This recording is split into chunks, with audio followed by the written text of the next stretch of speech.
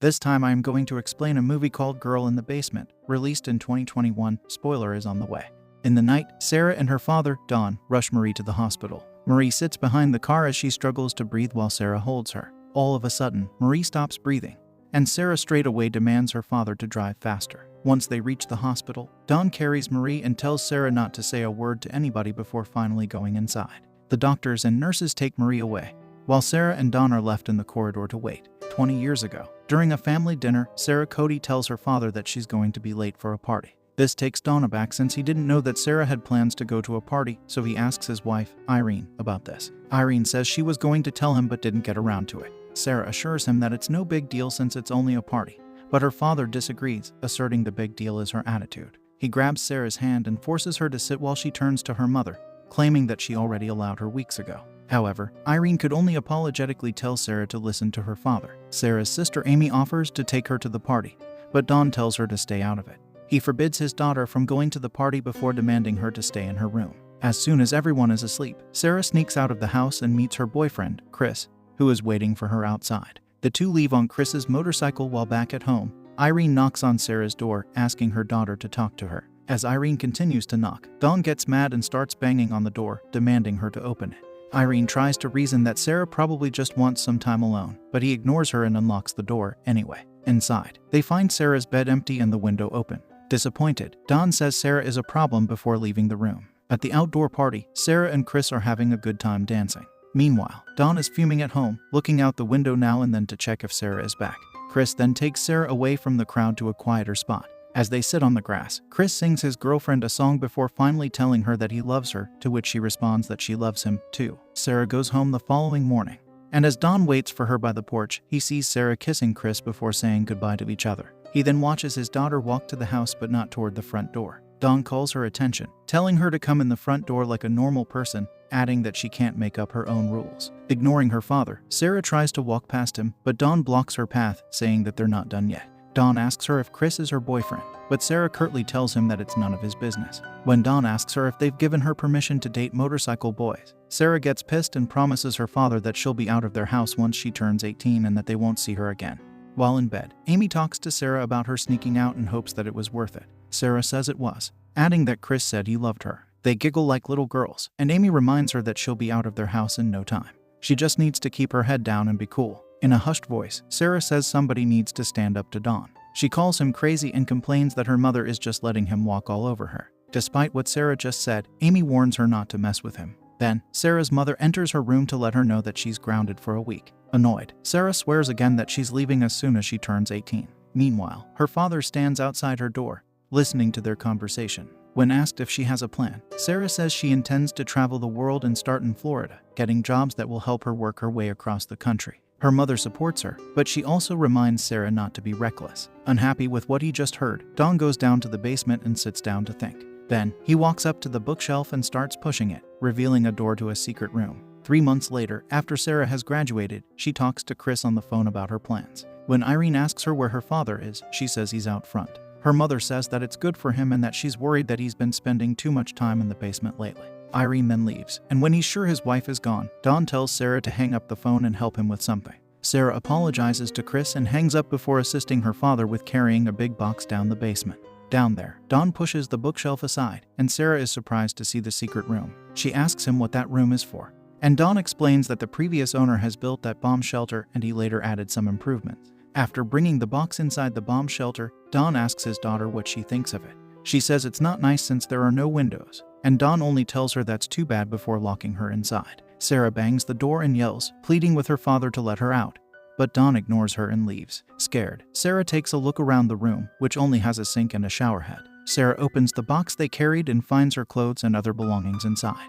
Once again, she tries calling for help while her father pushes the bookshelf back to its place, hiding the secret door. After failing to guess the door's security code 3 times, the lights go out and Sarah's left to use the flashlight inside her box. She tries looking for anything that might be useful to her, and she ends up spotting the vent. Sarah goes near it, screaming for her mother, but Don is already on the other side of the vent. He covers it to make sure that no one will hear her. Finally satisfied, Don goes back upstairs. As darkness falls, Irene gets worried since Sarah isn't home yet. Amy says that Sarah is probably just at her friend's house, but Irene is still worried and says she'll call the cops. Don then tells her that Sarah will probably be home the following morning, but his wife is determined to call the police. As she leaves the room, Irene instructs Amy to contact Chris while Don sits there, pretending not to know anything. Days pass, and Sarah remains in the bomb shelter. With nothing else to do, she either paces around the room or tries unlocking the door's code until the lights go out. On the fourth day, her father finally decides to visit her, so Sarah hides behind a pillar. As soon as he gets inside, she pushes him out of the way and gets out of the door, only to be trapped outside the second door. She screams for her mother, but her father tells her that no matter how loud she screams, no one will hear her. Don then grabs Sarah by the hair and drags her back inside the bomb shelter. She's adamant that he can't do this to her, adding that there's no air so she can't breathe. Don explains that as long as there's power, there's air. 3 failed attempts on the keypad will shut the power off, including the ventilation system. When he reveals that he changes the code every day, Sarah steps back away from him, asking why he's doing this to her. Don only tells her that this is the consequence of her being disrespectful and that everything she gets, she will earn. He asks her if she understands him, and when Sarah doesn't answer, he slaps her and pins her to the door before forcing himself on her. Outside the door, Don watches his daughter slowly get up from the floor, only to throw up. With that, he takes his leave. Irene talks to a cop and tells him that it's unlike her daughter just to run off. The cop says that since Sarah is already 18, she can come and go as she pleases. He then asks Sarah's parents if she might just be staying at a friend's house, and Irene tearfully replies that she doesn't have many friends. The officer asks if she's got a boyfriend, and Amy tells him that Chris hasn't seen Sarah either. Wanting to know who Chris is, the officer asks for his number, and Amy leaves the room to get it. After a few more questions, Don tells the officer that Sarah's bag and some of her clothes are missing. He also asks Irene if she mentioned Sarah's plan to the officer, so Irene tells the officer about her daughter's plan to travel, starting from Florida. Sobbing, Irene insists that Sarah wouldn't leave without saying goodbye to her and that she hasn't even had her birthday yet. The officer then informs them that they've already filed a missing persons report, but since they have no leads, that's all he can do at that point.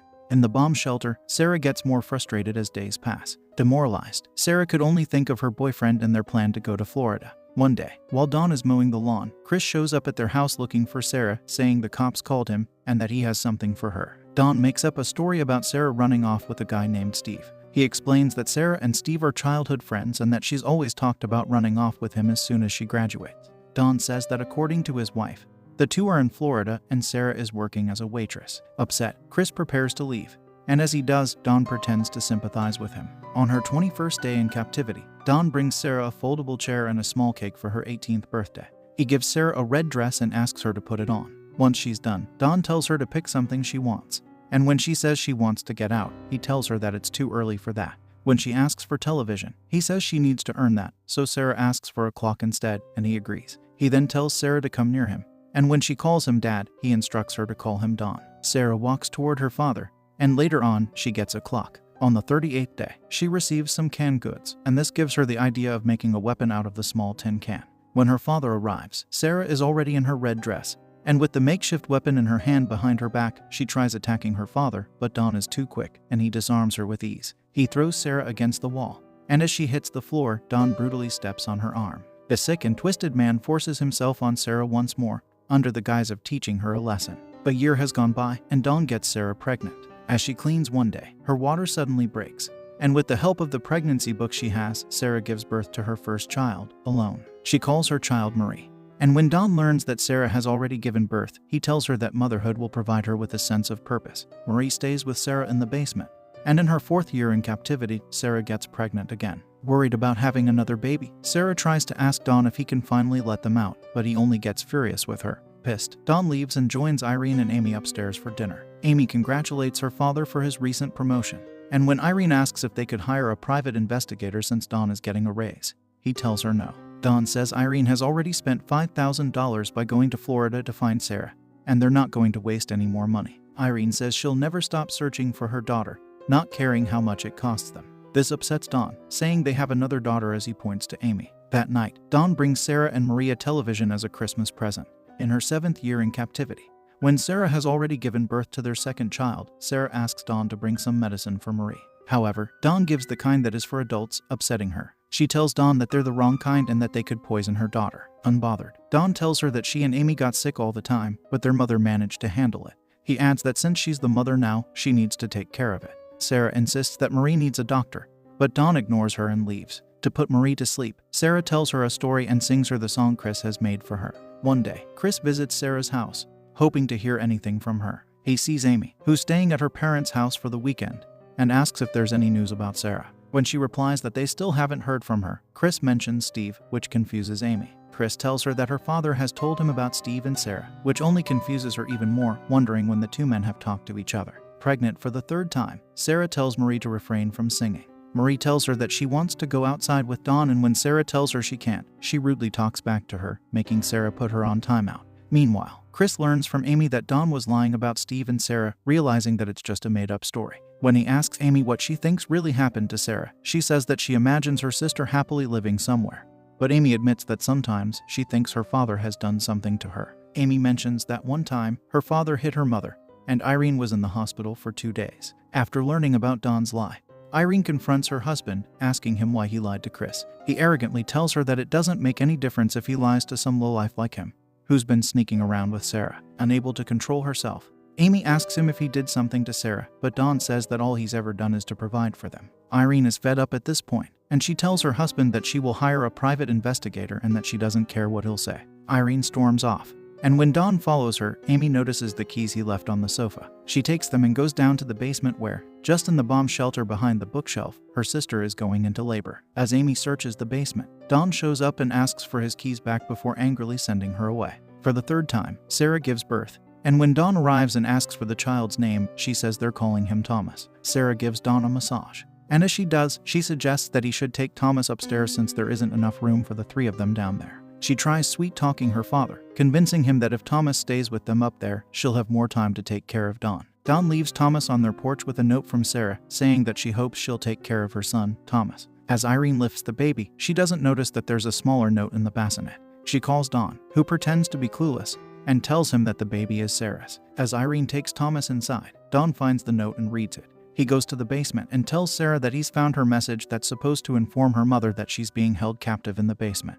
Dawn throws the small piece of paper on her face and orders her to wear her red dress, saying she still hasn't learned anything. After 14 years in the basement, Sarah is pregnant once more. One day, Marie decides to wear makeup, and when Sarah sees the way Dawn is looking at her daughter, she tells him to stay away from her. Just to get back at her, Dawn turns off the power as he leaves. With no ventilation system, Marie struggles to breathe, so they have to stay near the vent. Feeling sad, Marie tells Sarah that she doesn't have any friends, and she's worried that she might not meet anyone, not even a nice boy. Sarah assures Marie that she will and that she's working on it. Out of the blue, Marie asks Sarah how she met her dad. Sarah then confesses to Marie that she's known Marie's father almost her whole life, and Marie tells her to get a divorce once they get out of the basement.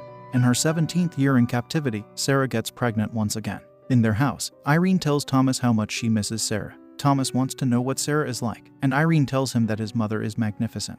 In the bomb shelter, Sarah takes advantage of the leaking water caused by the rain and tries to dig through the ceiling using a spoon. She's able to dig a hole deep enough to reach a sewer. She then flashes a light through it and a man passing by sees it. Unfortunately, the man informs Dawn about the light, telling him that somebody is sending a signal to someone. Angry, Dawn goes to the basement and beats Sarah, with Marie and her youngest son Michael watching. When Dawn leaves, Sarah bleeds and goes into labor. Sadly, the baby dies, leaving Dawn to take the body and bury it. On the 18th year, Marie and Michael get impatient and tell Dawn that they want to get out. Dawn, however, says that it depends on their mother if she learns to behave herself. Once Dawn is gone, Marie and Michael take their frustration out on their mother, blaming her for why they're still trapped there. Sarah tries to reason that she's just trying to protect them, but the two continue screaming, still demanding to go outside. By then, Sarah loses it, and she starts breaking their things while her children watch. The woman breaks down and lies on the floor, left with nothing but memories of better days with Chris and the life robbed from her by her own father. The kids feel guilty, so Michael and Marie clean up her mess, then apologize to her. Mumbling to herself, Sarah mentions Amy, and when the kids ask who Amy is, she admits that she hasn't been completely honest with them. She starts telling them her story, saying she used to live upstairs with her sister, Amy. Sarah says she had a mom and a dad, but she didn't get along with her father. She continues her story, explaining how Dawn tricked her into getting in the basement before locking her in there. As Marie and Michael understand who Dawn really is, Marie starts to have an asthma attack. While Marie is having an episode, Michael asks Sarah what's wrong with them, and she firmly asserts that nothing's wrong with them, that it's always been Dawn who's at fault. Year 19 comes, and Dawn comes to the basement with little supplies for Sarah and her kids. Sarah protests about how they are already rationing their supplies, but Dawn only insults her, making Michael angry. He yells at Dawn, demanding him not to talk to his mother that way, but Dawn taunts his son and mocks him about how there's nothing he can do. Without thinking, he attacks Dawn, but the boy barely even hurt him. When Sarah is finally able to control him, Don turns off the power and leaves. Life goes on for the Codys. Don gets fired from work, so he and Irene are beginning to argue frequently about money. Sarah tries her best to make her children happy in the cramped basement that's all they've ever known while trying to find a way for them to get help. One night, Don attaches a tube from her car's exhaust to the vent leading to the basement. He closes the garage door and starts his car, making all the smoke go directly to the basement. As Don sits in his car, Thomas shows up and he is forced to turn the engine off. He then goes to the basement to check if Sarah and her kids are okay, and he's relieved to see that they are. During their 20th year of captivity, Sarah's daughter gets a severe asthma attack and can barely even breathe. When Don finally arrives, Sarah begs him to take them to the hospital. Don refuses at first, but Sarah is finally able to persuade him. They leave Michael in the basement, and in the hospital, the doctor tells Sarah and Don that Marie is in critical condition. While the doctor talks to Don about Marie's medical history, Sarah stays quiet, just staring at the clock the whole time. While Don is looking away, Sarah spills water on Marie's medical paper, forcing Don to leave and get another one. Sarah seizes the opportunity to ask for help from the doctor, finally leading to Don's arrest. When Marie wakes up, Sarah tells her that they're finally free. Back at home, the police are able to rescue Michael from the basement. The three siblings are finally reunited, and as Sarah, Amy, and Irene watch them from the porch, Chris suddenly shows up. Sarah and Chris catch up, and as they talk, Chris apologizes to her for believing Don's story and not looking for her. Sarah, however, tells him that she's never stopped thinking about him for 20 years. Chris gives Sarah a new helmet, which he was supposed to give to her the day he talked to Don. After 20 long years, the two of them finally go for a ride once more. Movie ends. Comment what you think about this film. Bye.